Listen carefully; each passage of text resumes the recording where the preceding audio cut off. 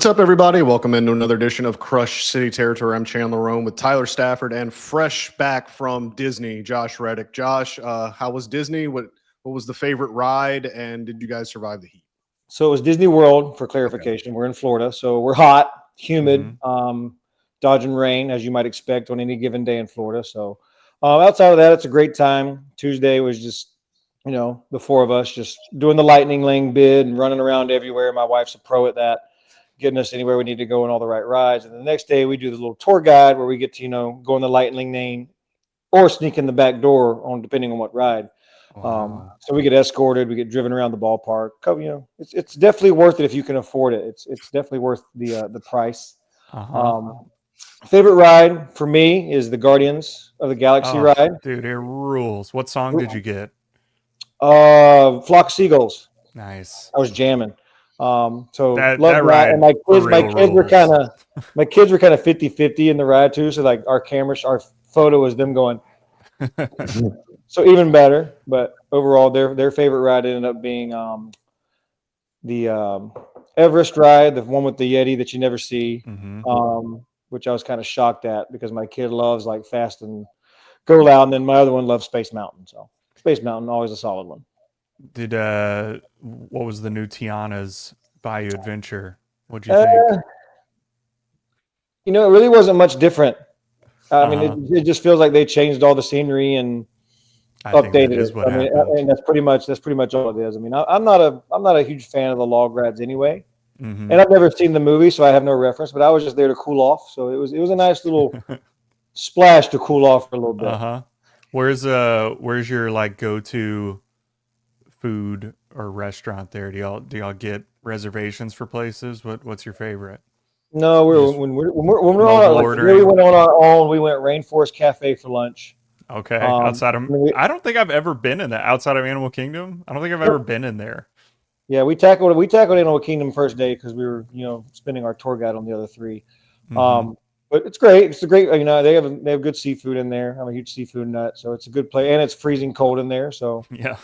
And then we ate poolside both nights, so that wasn't bad. We got done around 5:30. Went back to the pool, let the boys cool off, and ate poolside, and then just kicked it in the hotel room and went to bed.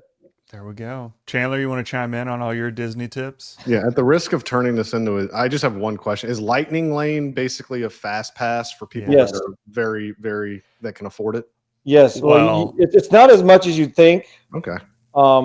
But it's definitely worth it because you get one after another, and I think it's one per hour, isn't it, or something? Yeah, and if you like stay on the campus or the at a park hotel, you get certain amounts of it's a whole you got to have a master's degree to understand how to get on all of these rides at Disney.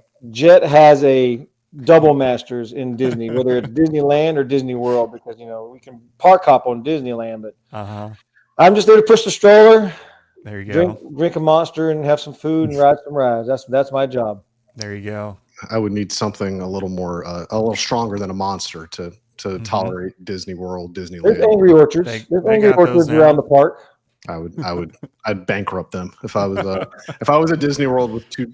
Josh, your kids are great, but if I was at Disney World with two kids under that need attention constantly, I would need something stronger than Monster.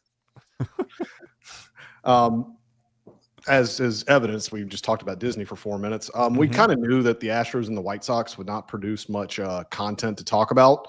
The Astros did win the series, took 2 of 3 from the White Sox. Miguel Vargas came about 3 inches from sending us into extra innings on Thursday night and could have made it a little more interesting. But nevertheless, the Astros took 2 of 3 from the White Sox. The only newsworthy thing really that happened in these 3 games was Isaac Paredes suffering a left hamstring injury on Thursday in the 7th inning, trying to beat out the back end of a double play ball.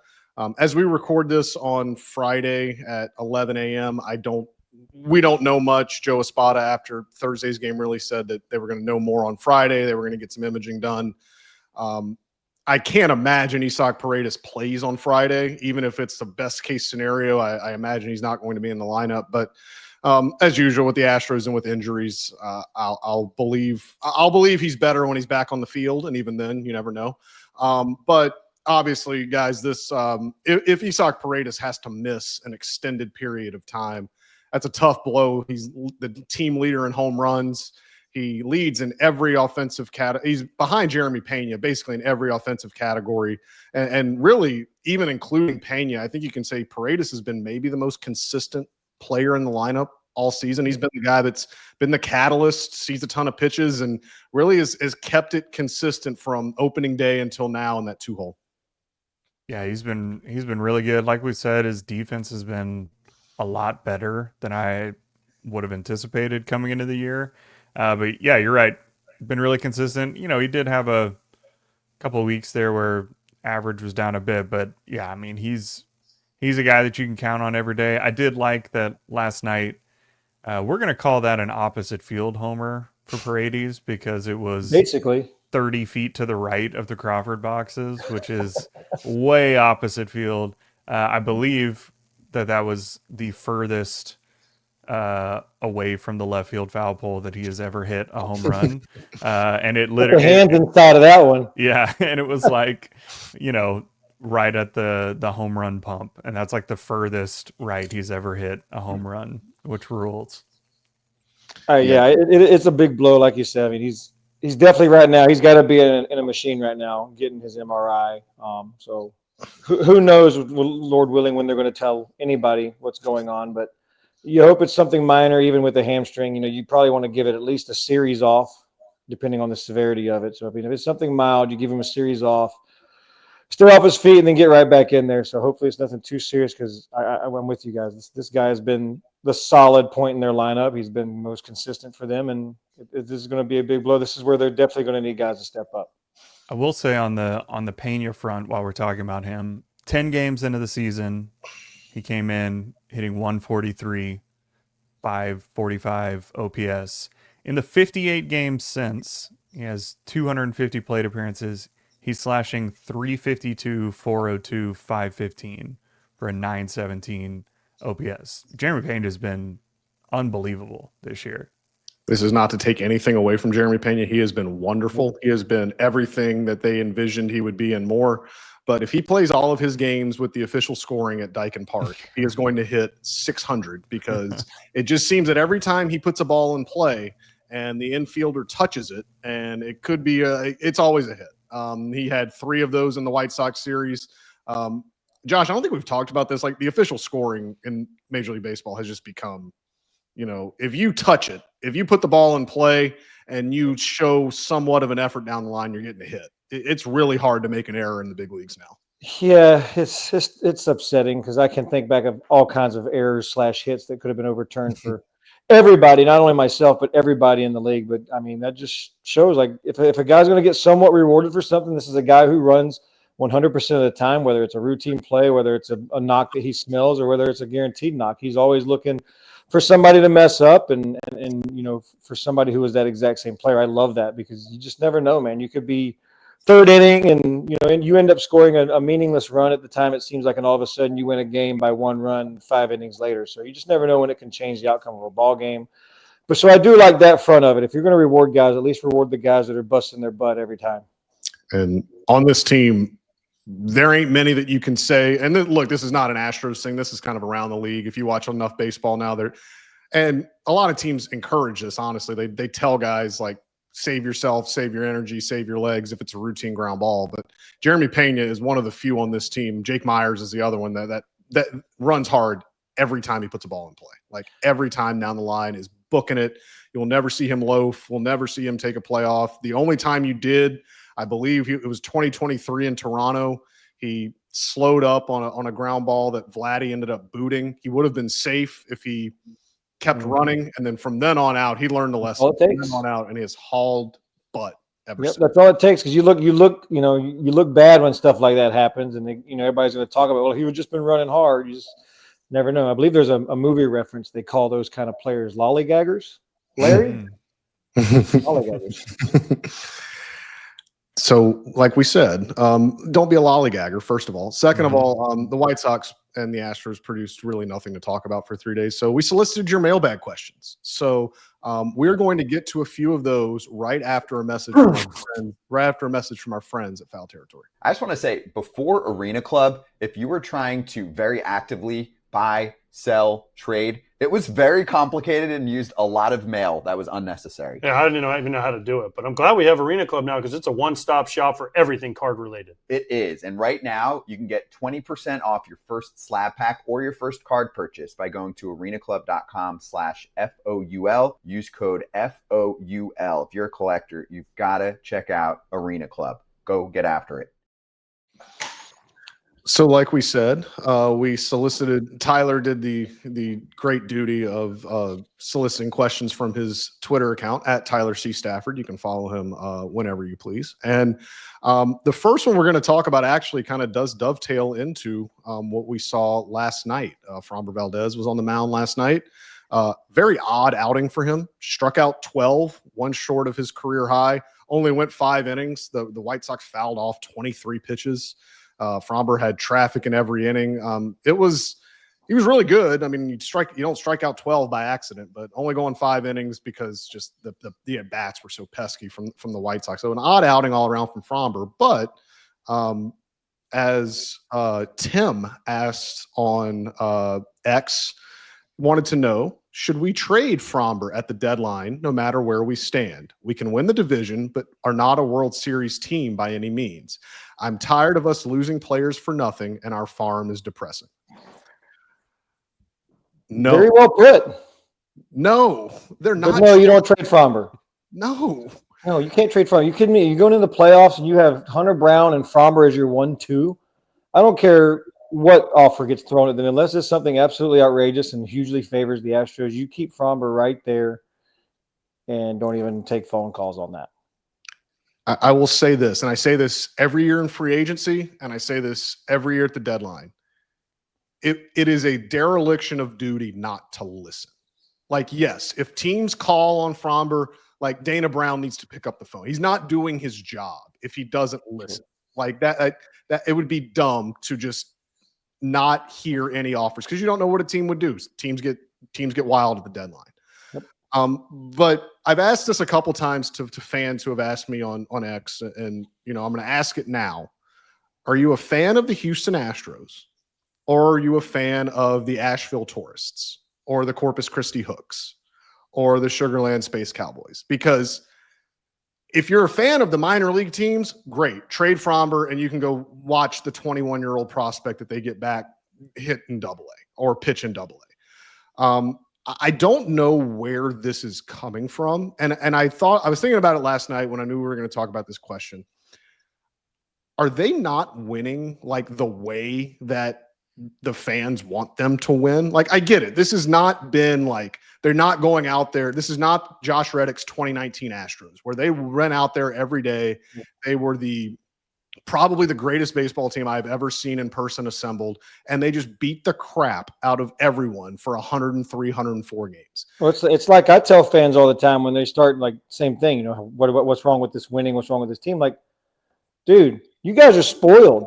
Yeah. Like, and don't take this as me being me. I'm just like, you guys were spoiled for so many years by how many great teams that the Astros had that's what they expect. And so, like, who cares how you win? Like, this is, I'm going to quote my show that I have on right now, Shorzy. They don't ask how, they ask how many. Right. At the end of the day, whatever it takes to get the win is all that matters. That's the big picture here and the silver lining and everything. And to kind of rewind, if you're even talking about taking Framber at the deadline, for me, it has to be something severe. You have to have a major league talent that's at least a 4 to 5 star talent to even headline a trade with Framber Valdez. Because if you're trading for 3 prospects, we've seen trades like, let's go back to the Mookie Betts trade, like literally one of the worst trades in Major League Baseball history. Dodgers stole Mookie Betts from the Red Sox. And literally, like, you just never know what's going to happen. Like, you don't know when that prospect's going to turn it out. You don't know if he's going to be good. Like, you're literally taking a coin flip on one of the best starters in baseball and hoping and praying that this kid turns out to be an next superstar. And I think what's being overvalued here, like, Framber's a rental. Like, it's 2 months. Yeah. Like, look, they would get a substantial package back for him. Don't get me wrong, but I think what fans have in their head as to what they would get back for Framber Valdez is not reality. Like, they got 3 guys back for Kyle Tucker who had a year left. Like Kyle Tucker had 7 months of control. Framber has 2. If the Astros wanted to trade Framber Valdez, as we've said, they should have done it last winter or even the winter before that. when it became, I mean, look, we're not dumb. All three of us are very smart people. They're not bringing Framber Valdez back. Like, he is going to pitch elsewhere next year. He is not re-signing with the Astros. It would take a complete departure of everything they do for Framber to come back here. But they knew that 2 years ago too. And they knew that this past winter. They just chose to trade Kyle Tucker. So, Tyler, this makes like, you're the fan here. This makes absolutely no sense to me. They're 4.5 games up in the division. They're winning the worst division in baseball. It is a wide open American League. Like, does this team on paper look like it's going to like win the World Series? Probably not. But I don't think in 2019, the 19-31 Nationals looked like they were going to win the World Series at this point either. And look it is such a crapshoot when you get into the playoffs, and the Astros will have an advantage over almost anyone they play in the playoffs when they can run out Framber Valdez and Hunter Brown in the first 2 games of the playoff series. What I'm hearing then is trade Framber for Howie Kendrick. That'll solve the Astros. It's all you had the best team in baseball in the world. You can take the Dodgers versus White Sox in the best of 7. Whoever's the hottest team's going to win. Well, the Astros are 3-3 against the White Sox this year. So I mean, who knows? But there you go. I mean, look, I think a lot of this stems from frustration with knowing that you're not going to re-sign Framber. Yeah. Right. And so, like, I mean, most fan bases at least can delude themselves into thinking, well, I mean, he's on the team now. Like, why would you not pay him to come back? And I think Astros fans have just become used to the fact that, like, the Astros just don't do that. I mean, granted, there's money coming off the books that, like, all it takes is money. That's what my dad would say anytime we would ask for things as a kid. He would just go, we'd say, well, we want to go to McDonald's or whatever. He goes, well, all it takes is money. Let me know when you got that. So same thing for Framber. Like, all it takes is more money than another team is going to pay him. Whether or not that's the best choice is up for debate. And the person in charge of that debate has shown time and time again that he's not going to pay more money than another team for aging free agents. So I think that's where a lot of the frustration is like knowing that outcome is already essentially written in stone, that Framber is not going to be there. But at the same time, you got Framber on your team now, and you got a good team. And look, like you said, it's a complete crapshoot of what happens. And baseball is, I think, more so than other sports, conducive to not just being about did you win the championship or not. Like, yes, every team's goal every year is to win the World Series, but on a more important level, the season's 8 months long. Every team's goal should also be that 162 games are entertaining and meaningful, and then you get to go to the playoffs, and those games are meaningful as well. And Framber gives you the best chance to do that. And like you said, whoever they're getting back, I mean, look, I this is no disrespect to Forrest Whitley, but Forrest Whitley was an untouchable pitching prospect that you would never in a million years get back for a 2-month rental of Framber, and the Astros DFA'd him. And like, that's what happens with prospects. So it does not make sense for the Astros to do it. It's not going to happen. I mean, especially with them being this far ahead in the division. And you shouldn't want it to happen. Not only is it not going to happen, enjoy watching Framber on your team while he's here, while until your team's you have good. to face him. Yeah. When you have to face him, then you're going to be so upset. Yeah. But I do agree. They don't have a World Series contending team right now if you match them up with a lot better teams. So there definitely is still a move that needs to be made at some point.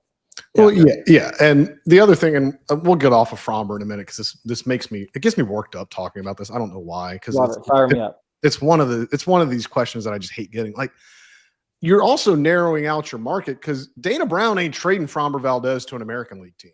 No. Because who is going to want Framber Valdez? It's going to be a contending team to help their rotation.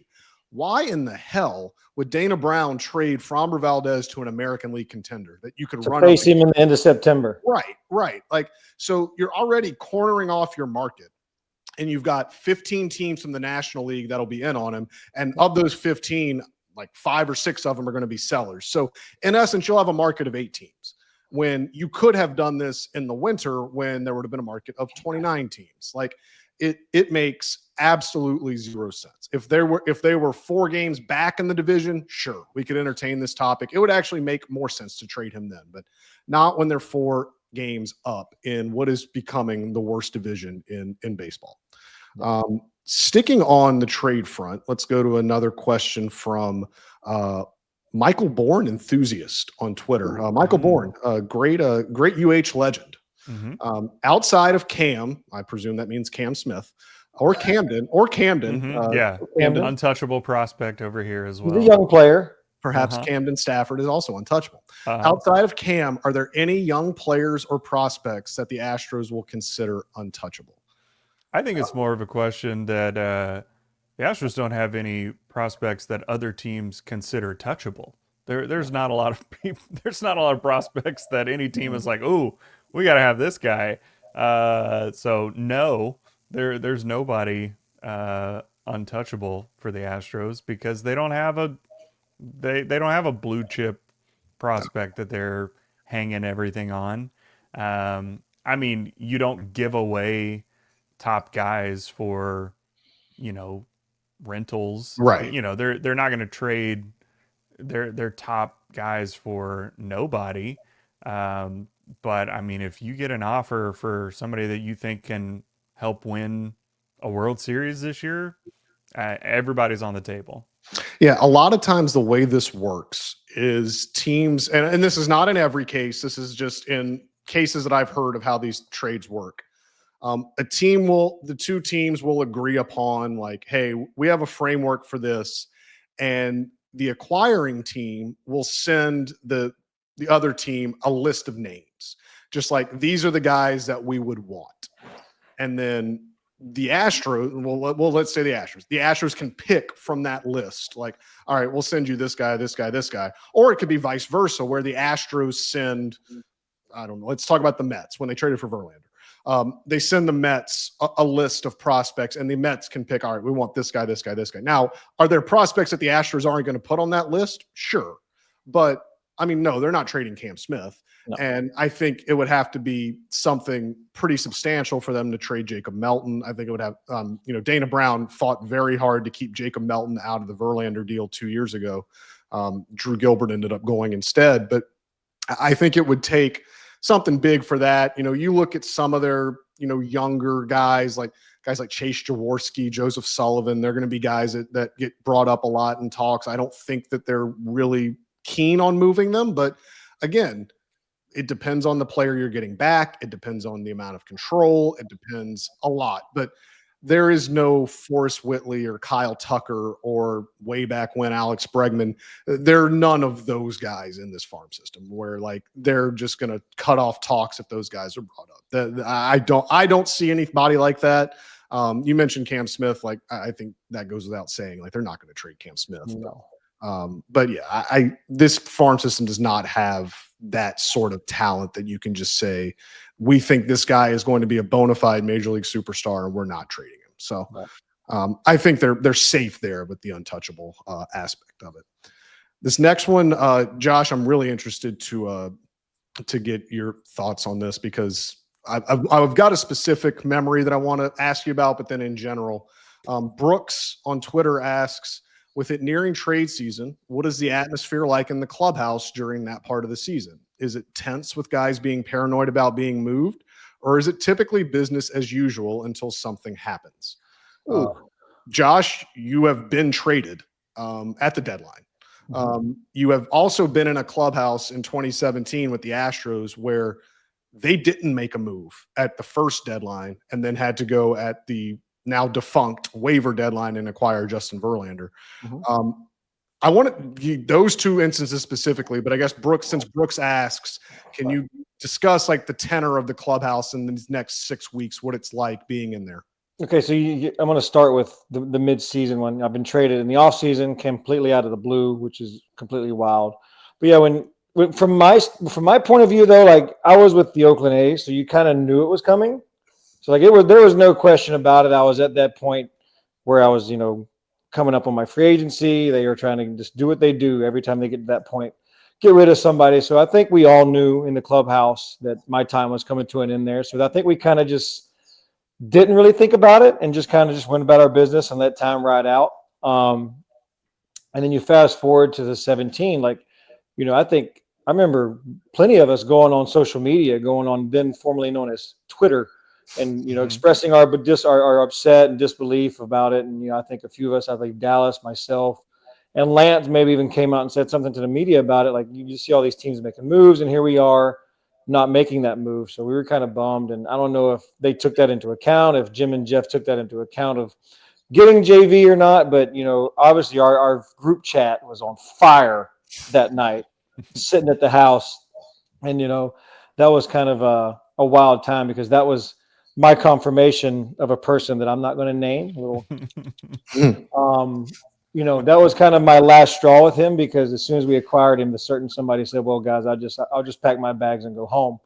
So that was the final straw for me on that guy. And I really didn't like him, but before all that. So that made it a little bit more fun. And once we got him, we were all fired up. Everybody was just super stoked about getting this guy. Guy was in the prime of his career. So that one came out of nowhere. Came out of nowhere as well. But when you're in the clubhouse, I think it's more about just business than anything. Nobody really talked about it when I played. Maybe here and there about, hey, we need a guy, like we would love to have this, but see what happens. But other than that, it's pretty much just go about your business and try to win without it. And when it happens, you're obviously going to be super stoked about it. Josh, you mentioned, you knew, you're in the A's clubhouse, you knew your free agency's coming, you knew you were going to get traded. Yeah. How does that impact you as a player? And you're in a clubhouse with guys that ostensibly you liked your time in Oakland, you liked playing for Bob Melvin, I'd imagine. How did that affect you going out there every day, knowing that man, my time here, I'm on borrowed time. That, to me, that had to be an odd dynamic to go play every day, knowing that this could be the last time you play for them. Yeah, I mean, yes and no, but I think understanding the fact that I was definitely going to get traded kind of made it easier to accept, as opposed to being on the fence about it. But yeah, I just kind of enjoyed my time more, and I really just focused on the home games. Enjoy the home games, enjoy the fans that have been there since day one, that show up every night, and then just go out there and still try to win. I think that's the best way to do it. Go out there, still try to win, and do your best. And if you don't, you walk up with your head high, and hopefully you had yourself a good night, and and did some kind of entertainment, and just made another memory in the long list of memories that I made there. So, do you have the lineup card in there? I do. The lineup card? I have it. Right here. Tell that story. So yeah, right here, Cleveland. Last game in Cleveland. Got all my guys to sign it. So you talked to Melvin before or right after the game and said, "Hey, can I have this lineup card?" You knew it was your last game. I mean, I'm pretty sure I can't remember if I asked for it. He might have just went ahead and given it to me. But knowing me, I probably asked for it after the fact that I got traded. But I don't think I ever made it a point about me being traded, because I think I reached out to them after the Dodgers trade and said, "Hey, can I get a lineup card made up and have the guys sign it for me?" And I think they just sent it to me in the mail. So I wanted to have that little memento. My last start was against Corey Kluber. That was fun. It's tough. I think I got Bauer, and then Kluber, and then was it Adam? What was the closer? Cody Allen. Oh, he was good. Was my final A's at bat. So I had a stressful one. Yeah.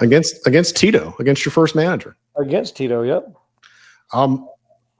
Josh, before we get off the deadline stuff, ball players always talk about I don't read the media. It used to be I don't read newspapers. Oh, crap. Exactly.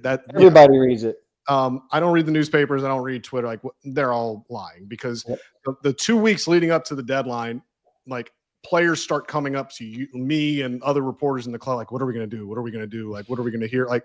How much are you guys looking at MLB, whether it's MLB trade rumors, whether it's Rosenthal, Passan, whoever, the insiders on Twitter, the insiders, what they're writing, how much are you guys paying attention? Take 2017, 2018, 2019, when you guys were going to be really active with the Astros.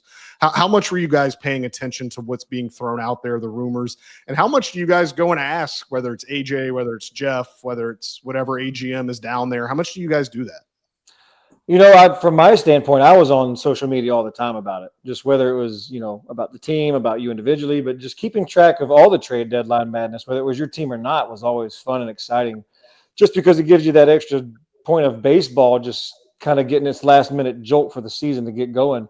So it's fun all around. And then, I think it happens more probably away from the field with the phones and stuff as it does in there. But we talked about, I've always been talking about it a lot. Never to the manager, the GM. I felt like that was kind of overstepping my boundaries with management and all that kind of stuff. But I definitely had talked about it with players, plenty of times. So if anybody says they don't look, I think they're probably full of it, and go home and probably check it, whether they're doing it in the field or not. They're going home and sitting on the couch and going, let me just see what the Yankees are doing today. Like, I think Jeff, the Passans and the Ken Rosenthal's account get a lot more views during that 2-week stretch. Yeah, and hopefully it's a quick deadline this time. Dana Brown's been known to be aggressive. Like when you've seen it in his 2 years here. Like he does things very quickly. Like when he gets a deal he likes, like it's done. Like they got Yusei Kikuchi like 3 days before the deadline a couple of years ago. So who knows? Maybe it'll be a quick one this year, and there won't be that stress. But I just remember. One of the weirdest instances for me is when the Astros acquired Trey Mancini in the 2022. That broke while the clubhouse was open. The Astros clubhouse was open. And I just remember like I'm texting people to get it confirmed. I'm literally like outside in the hallway of the clubhouse, like texting people. And like I won't name them, but there are a couple guys that were on the trading fringe that like literally come over to me and they're like, am I in the deal? And it's like, dude, I don't know. If you're asking me, then you're probably not, because I assume they would have told you by now. But right, no, that was a Chase. Wasn't the Zach Greinke trade during the day in Cleveland? Right, y'all were there in Cleveland. It was in Cleveland, but the clubhouse wasn't open yet. We were there. The players were there. Yeah, I can tell you exactly where I was when that trade broke. That I was in the press box at Progressive Field when that trade broke. We were watching, it was me and Brian McTaggart at the time. We're watching, AJ Hinch was having a conversation with Max Stassi in the dugout. Stassi had just gotten traded to, I believe, the Angels. And we were watching like AJ and Max Stassi like have their final like goodbye, like through binoculars. Like, well, no, because it had been announced. Like, but AJ was basically just like, you know how great of a communicator AJ is. AJ was, telling him, giving him the last parting words, wise words. And we were just watching that through our binoculars because we're in the press box. And then the Greinke trade drops and we're all just like, are you serious? And then the clubhouse opened like 15 minutes later and Garrett Cole was about as giddy as I've ever seen anyone. He's like, he inviting us all to his locker, wants to tell us all these Zach Greinke stories. That was quite a day. That was awesome. Quite a day for everyone. And I think we were actually. Do you keep binoculars with you? Do you travel with them? Oh, yeah. Tyler, there are binoculars in front of every nerd in the box every day. Oh, yeah. There's even like I found myself when I was doing radio borrowing binoculars just to look around and just to kill time. So everybody has binoculars. When Jake Myers went face first into the wall last night, like I had my binoculars on him for like a minute because I thought he was dead. I thought he was unconscious. That was rough. Thank God he got up. Yeah. All right, we've talked a ton about the deadline, so we have a couple other questions that are non-deadline related. We'll get to those right after another message from our friends at Foul Territory. This one's easy for us to talk about. I'm a huge fan of Hungry Root. They're delivering groceries that we want and groceries that we didn't know we want, but we want. Oh yeah, they every box that I get from Hungry Root has a new snack in it that I'm like, oh, this looks interesting, and then I try it, and I'm like, oh, I might need some more of those. So they're great at not only getting the groceries you want, but they surprise you with tasty little treats that you didn't know you needed. Agreed. Turkey jerky. There was like a chocolate pudding thing where I'm like, I'm not a big chocolate pudding fan, then I have it, and I'm like, this is awesome. So they can cater to your needs. You got gluten-free, or you're looking for a certain diet that you want to fulfill, or there are certain items that you love. They learn along with you. You let them know your preferences. They just nail it. Take advantage of the exclusive FT offer, please. For a limited time, get 40% off your first box, plus get a free item in every box for life. Go to hungryroot.com/FT. Use code FT. That's hungryroot.com/FT, code FT, to get 40% off your first box and a free item of your choice for life. All right. We also got an email from Jason Martin. He said, love the pod. Keep it up. Dirty Bay representing. That one's for me. Shout out. Dirty Bay. Nice. Okay. Yeah. Shout out Garth Road Ricky's thick and juicy burgers. We can go all day on Baytown references. But he says, how much longer do you think Rodgers has on this team if things don't change? At this point, would it make sense to give Bryce Matthews a shot at his roster spot? I mean, one, that's a question about Rodgers, but obviously with Paredes being hurt, that's another question. Chandler, what do you got on that? All right. Today is June 13th. Since May 13th, Brendan Rodgers has taken 28 plate appearances for the Astros. He's not playing like this. Everyone like seems to be in an uproar about his roster spot. And like he's not playing. Like Mauricio Dubon is the regular second baseman when Jose Altuve is in left field, and then Altuve is getting a little more run at second base now that Melton's up. But I think Rodgers' salary has a little bit to do with it. He's making $2.1 million. They're not going to just cast that aside easily. They want to try to extract some value from him, but I think it does, Jason's right. It ties right into Bryce Matthews. I think when they think Bryce Matthews is ready and they want to give him a little bit of a runway to see what he can do at the big league level, I think that's when you start having the conversation about Brendan Rodgers. Now, Bryce Matthews has played well in Sugarland lately. He's slugging 471 with a 393 on base percentage. Again, in a very hitter-friendly league in the Pacific Coast League, you have to take offensive stats in the PCL with a huge grain of salt, but he's playing well. As we've talked about, Dana Brown is bullish on his guys. He likes to move his draft picks quick. Bryce Matthews was his first ever draft pick as a GM. I would not be surprised if Bryce Matthews is here relatively soon. Now, does Isaac Paredes' injury hasten that? I don't know, because if Isaac has to miss an extended period of time, there's a lot of different things they could do. They can move Dubon to third base in a full-time role, experiment with Rodgers, Whitcomb, and Altuve at second. They could move Altuve to second on a more permanent basis and then give Melton more runway in the outfield, though I think they're reticent to do that. They could bring up Zach Short or Luis Guillorme as kind of the veteran guy to be the third base, to cover third base a little bit and keep doing what they're doing at second. Or they could just bring Bryce Matthews up, give him some runway, see what they got. I think we need to know a little more about Isaac Paredes' injury before we start talking about that. But I think Bryce Matthews, he's pushing. He's knocking on the door. I don't know if he's to the point where he is forcing their hand yet, but it's going to be a conversation they're going to have here soon. And kind of like they're doing with Melton right now, like the injuries to DeZenzo, McCormick, and Alvarez have allowed them to give Melton a runway, to give them a look to see what they've got.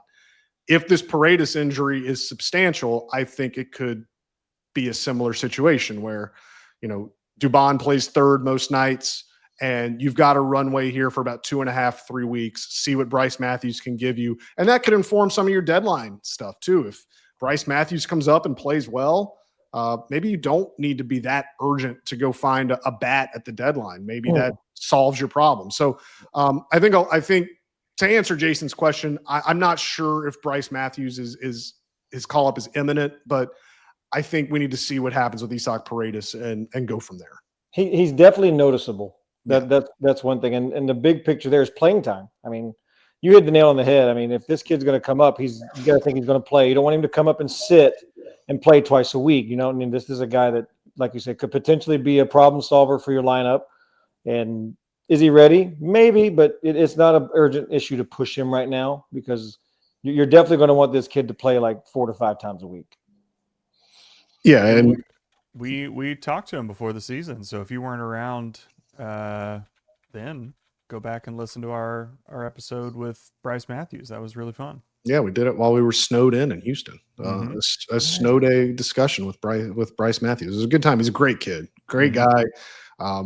Worked his tail off. He was a shortstop in college, so they've had to work with him a little bit defensively. They think he can handle second base defensively. There's no problems there. It's the bat that I think really needs to come around. And like we said, he's hit very well in AAA the last couple of weeks. But again, with PCL sample sizes, you have to take them with a grain of salt, given the pitching in that league and given the altitude that they play at and the bandboxes that are at that minor league affiliate. So take that all into consideration.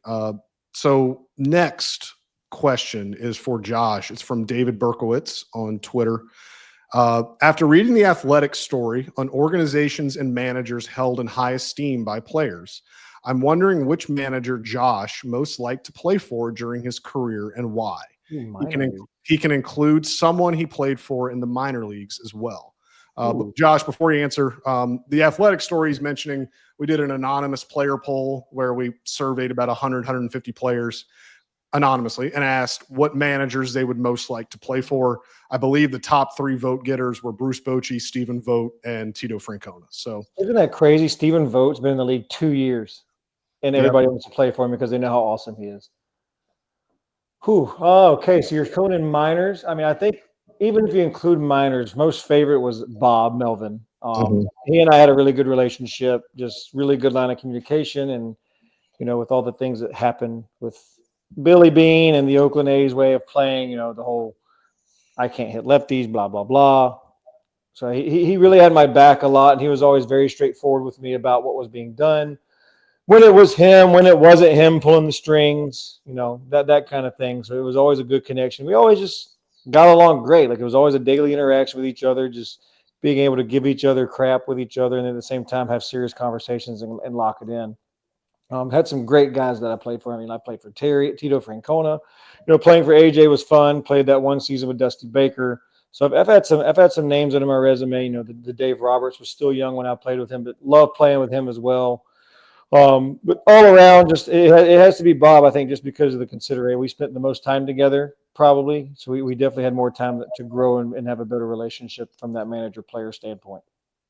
Did you pull any pranks on Bob? I know Bob's a big germaphobe. He doesn't like. Oh my gosh, yes. He doesn't like high-fiving. He doesn't like touching. Like, did you pull any pranks on that? I know he's a very OCD guy with that kind of stuff. I didn't know. I wasn't the prankster, especially on a coaching or managing staff. So I didn't prank him. But yeah, you ain't lying there. Germex everywhere, back pocket of the pants. You watch him, and every time the camera pans to him, he's always just rubbing that stuff in. So yeah, he's definitely a big germaphobe by far, but always a great guy to move around with. It was always fun because during the anthem, I'd always make sure I try to stand next to him during the anthem. And him and the coaching staff would always try to guess how long the anthem would take on a nightly basis. So later in my athletics career, I got in on it. I think they actually might have, let me include it and kind of wager a little bit. Nothing, no monetary value, just kind of stuff that we would kind of keep up a point system because no gambling in baseball. Nope. But it was all a point system, so whoever had the most points at the end of the year was the winner. So it was always fun to see how far off we were, if we were nailing it. And, you walk out and you kind of stereotype and you just look at you. Oh, long one tonight, boys. I can tell. Just my favorite. He made a little fun right before the game started. My favorite part of the the player poll was, what hitter would you least want to pitch against in Game 7 of the World Series? It's 64 pitchers respond. The top answers are exactly who you would think of: Soto, Ohtani, Judge, Jordan. But then, there were a few getting one response. Jose Altuve was in there. But my favorite is one of the 64 pitchers said Mike Brasso, who has not played since 2023. Playoff stud. So that just cracked me up. That he's living rent free in somebody's head in 2025. I still don't want to face this guy in the playoffs. I'm going to protect identities here, but I had to do this. I had to go around the clubhouses and ask players these questions anonymously. And a lot of times, players will say their biggest nemesis, because you're asking you're not asking holistically once. So if you're asking a pitcher who do you least want to face with Game 7 of the World Series on the line, the pitcher's going to say, well, this guy that destroys me, this guy that just hits me every time, I have no recourse to get him out. So that's probably where the Mike Brasso one came from. That's probably why there's such a wide array of answers, is just because these pitchers and the hitters just the same. The hitters all have that pitcher that they just couldn't solve. Let me kind of just stop. No, there was not one mention of I guess, is it current players or all-time players? No, it's current. It's current. Okay, because if all-time players, I'm going with Poppy or something. The man was the king of clutch in the playoffs. So okay, good. Current players. It's current. But yeah, it was Mike Brasso excluded. Randy Arozarena. Yeah. Yeah. Oh my gosh, Randy Arozarena in the playoffs is Barry Bonds. The worst thing that happened in 2020. I mean, Altuve is good too. Rosarena. Yeah, I'm going as a player who got destroyed by Rosarena. Yeah. All right. We'll do one more and then get out of here. It's kind of a more broad ranging, like philosophical question to get us out on. Rob in Cyprus on X wants to know, given the overall lack of top-notch Astros minor league talent, must Jim Crane change his MO regarding long-term contracts for younger players? And he cites Cam Smith and Hunter Brown, or potential top-tier free agents to remain highly competitive.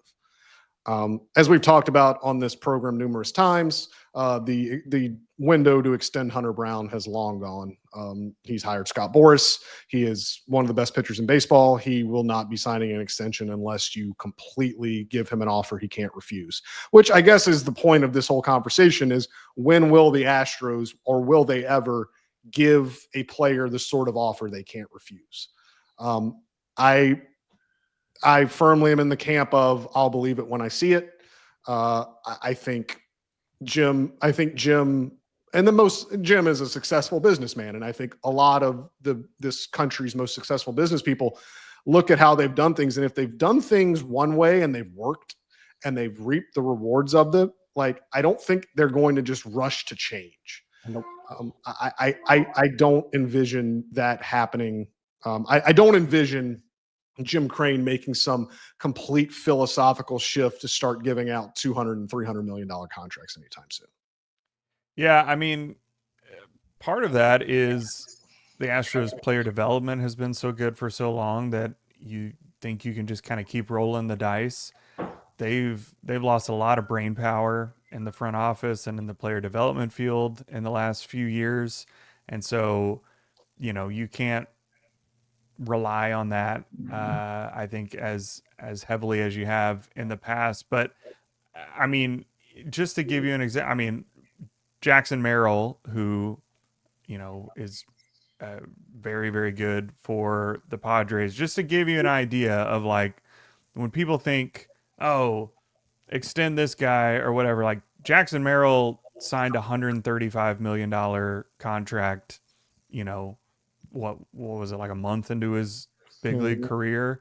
So, I mean, I'm not exaggerating when I say, like, even extending Cam Smith would be 8-9 years. Yes. 90 million, 100 million plus. Like, it's not like a lot more than 100 million. Yeah. But I mean, well, he's not quite at the same level of prospect status as Merrill. That's the only reason I say that. But, it's not like John Singleton 10 years ago, where you can sign a guy and it's $2 million a year for him to come up. Like, it costs a lot of money, and obviously there's risk involved in that. And Crane has just not shown that he's willing to do that until they've proven it at the big league level. But the problem is now players know, like, once you prove it at the big league level, you're not signing an extension. Like, the only way to sign these extensions is right when they come up, or even before. I mean, I saw somebody the other day saying, like, why don't they extend Pena? Like, well, Pena would be stupid to sign an extension. Like, that's just like Hunter Brown would be stupid to sign an extension. And I mean, it's not like a negative on their part. It's not like they're saying, I don't want to play in Houston. It makes no sense to hold yourself to one bid from one team when you know that you're going to get 30 teams bidding on you when you hit free agency. I can continue to drive other teams up by the other team bidding on me. Exactly. I can keep raising my own price. The only way it's not stupid is if you get a sort of offer that it's like, it would be stupid to turn this down. And the Astros aren't going to make that offer. No, they're just not. And I mean, we're talking about it as if it's a bad thing. Like, you do have to give some credit here. Like, it's worked. Like, they're on their way to their 9th consecutive playoff appearance. Like, it's not as if this has, like, been the thing that has crumbled them. Yeah. They've had a couple. I mean, the Jose Abreu signing was bad, but it was 3 years. Like, it didn't completely cripple them. Yeah. Like this has worked for them. Now, I think where Tyler hit the nail on the head is, like, the player development and the drafting, and those things are going to have to maybe accelerate a little bit. Like, one of the reasons Dana Brown is here is because he made his name as an amateur evaluator who hit a lot of good draft picks in his past. And it's harder. You got to remember, it's harder now to draft with this team because they were so used to drafting early for so many years. They had great guys turn out. Let's not, for those listening, let's not forget how easy drafting number 1 and number 2 overall can be for a team that needs to draft, later in the first round now because of, like you said, 9 playoff appearances. I mean, you say it was easy to pick first or second overall. This is the same team that had Mark Appel and Brady Aiken. So you take they've had better luck with their first round picks than they've had least success. So you just kind of push Mark Appel under under the rug and move on from there because their drafting in the last 10 years has been fantastic. Yeah, and I mean, I don't want to get Josh riled up, but for everyone that does say that the Astros escaped punishment from the sign stealing scandal, like losing a first and a second round pick and for 2 years, that's tough. And especially when in one of they couldn't have foreseen this, but in one of those drafts, because of COVID, it got shortened to 5 rounds and you didn't have first 2 picks in a 5-round draft. So, I mean, that has not helped matters, but this is also a team that has thrived in finding mid to late round picks and turning them into above replacement level players. So, and it doesn't fire me up because we shouldn't have been punished because we weren't the only ones doing it. I'm just going to throw that out there. Carry on. Okay. There you go. I put it on a platter for you. And, I'll eat it up every time too. I know you will. So Carlos Correa is coming to town. We get to see Carlos Correa with the Minnesota Twins coming to town this weekend with Byron Buxton, who, God, when Byron Buxton is healthy and when he is on, that there is not a more fun player to watch. He stays healthy. He is the best. He's the best player in baseball if he stays healthy for a full season. He is. Did you see that 470-foot shot he had the other day? I'm not gonna say it's the area he's from. 45 minutes from where I grew up. They produce some pretty darn good ball players down there. There you go. And he is, I mean, good for the Twins. He has been healthy most of the year, and he has been really fun to watch. So Royce Lewis is another one too for them. Mm-hmm. Royce, yeah, and the Twins. You look at this roster, and you're like, if they can put it together, they are a danger. This is a dangerous team, and they've been playing very well. Since the Astros really went up there, the first road trip of the year, they looked like crap, and then they really reeled off. They had a great May. It's cold. It's cold in April, man. Yeah, they got to get started, but yeah. I mean, the one I'm most nervous about is Astros killer Ty France coming. Oh yeah, Ty France. You ain't wrong. Guy there. hit 600 against Houston. You ain't wrong there. Yeah, so it should be a fun series. Get to see Carlos Correa again, get to see a healthy Byron Buxton. Joe Ryan's going to pitch on Saturday, who's been really, really good for the Twins. But the Astros have really had Joe Ryan's number his whole career. So maybe that changes there. But we'll see this weekend. It'll be the last, real competent team the Astros play for a while, because after that, they go on the road and play the A's and the Angels. So should be 3 compelling games this weekend at Daikin Park. We'll talk about them on Sunday when the series is over. As always, please give us a like and a review and a rating on Apple and Spotify. Please subscribe on YouTube so you can get notified anytime we post a new video. You can follow Josh Reddick on X at JRedDubDeuce. You can follow Tyler at Tyler C. Stafford and me at Chandler_Rome. Thanks as always, guys, for listening, for the support, and for the comments that I keep getting every time I go to the ballpark from fans that love listening. We love you guys, and we hope you keep passing us along. So thank you, and we'll be back soon. Talk to you later. Bye. Take care.